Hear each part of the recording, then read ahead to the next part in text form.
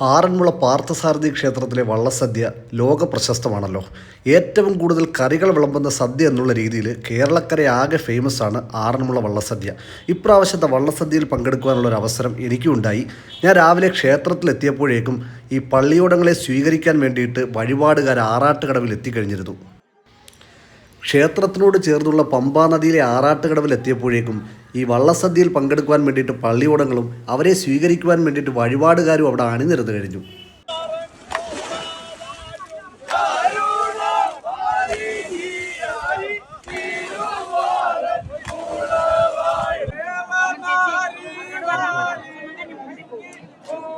ശരി ശരി.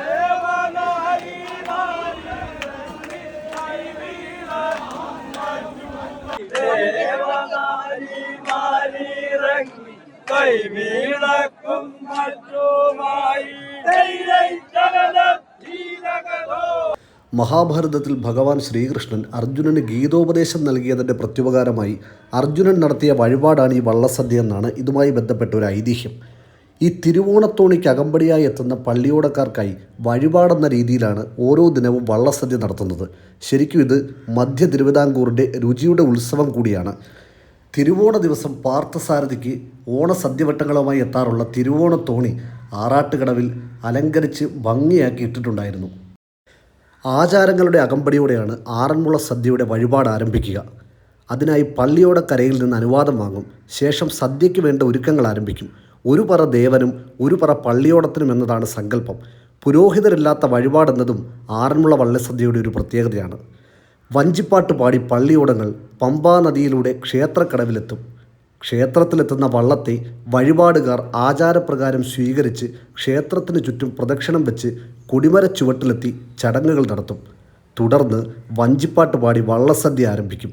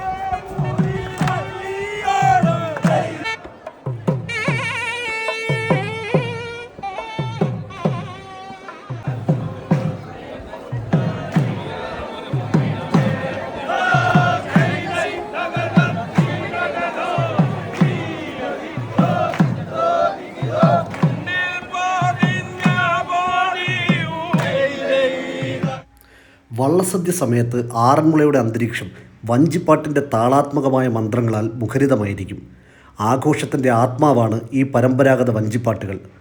ആറന്മുള വള്ളംകളിയുടെയും വള്ളസദ്യയുടെയും അവിഭാജ്യ ഘടകമാണ് വഞ്ചിപ്പാട്ട്. ഈ താളാത്മകമായ നാടൻ പാട്ടുകൾ പള്ളിയോടങ്ങളിലെ അമരക്കാർ തുഴയുന്നതിനിടയിൽ താളവും ഏകോപനവും നിലനിർത്താൻ ഉപകാരപ്പെടുന്നവ കൂടിയാണ്.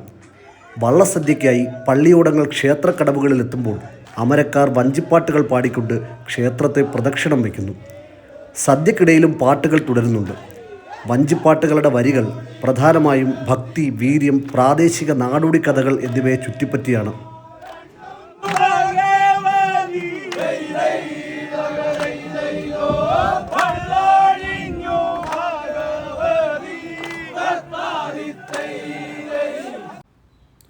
അപ്പോഴേക്കും ക്ഷേത്രത്തിനെ പ്രദക്ഷിണം ചെയ്തുകൊണ്ട് ഭഗവാന്റെ എഴുന്നള്ളത്തിന് സമയമായിട്ടുണ്ടായിരുന്നു.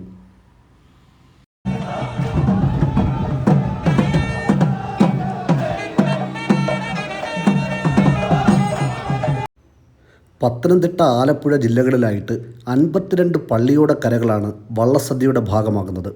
ക്ഷേത്രത്തിനകത്തും പുറത്തുമായി 15 സദ്യാലയങ്ങളാണ് ഈ വള്ളസദ്യയ്ക്കായി ഒരുക്കിയിട്ടുള്ളത്. ഞങ്ങളുടെ ഓഡിറ്റോറിയം ക്ഷേത്ര കോമ്പൗണ്ടിന് പുറത്തായതുകൊണ്ട് നേരെ അങ്ങോട്ട് വെച്ച് പിടിച്ചു.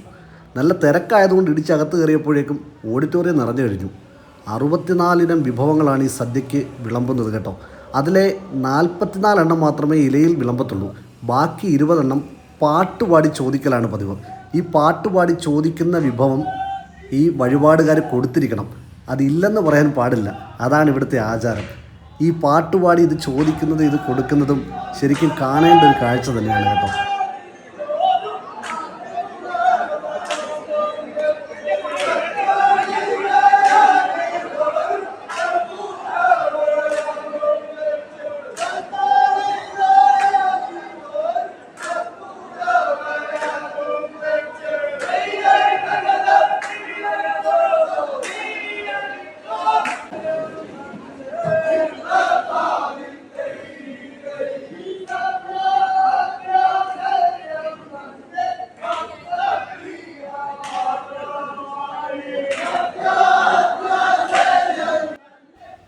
എന്തായാലും കഴിയുന്നവരെല്ലാം ജീവിതത്തിൽ ഒരിക്കലെങ്കിലും ആറന്മുളയിൽ പോയിട്ട് ഈ വള്ളസദ്യയിലൊന്ന് പങ്കെടുക്കുവാൻ നോക്കണം.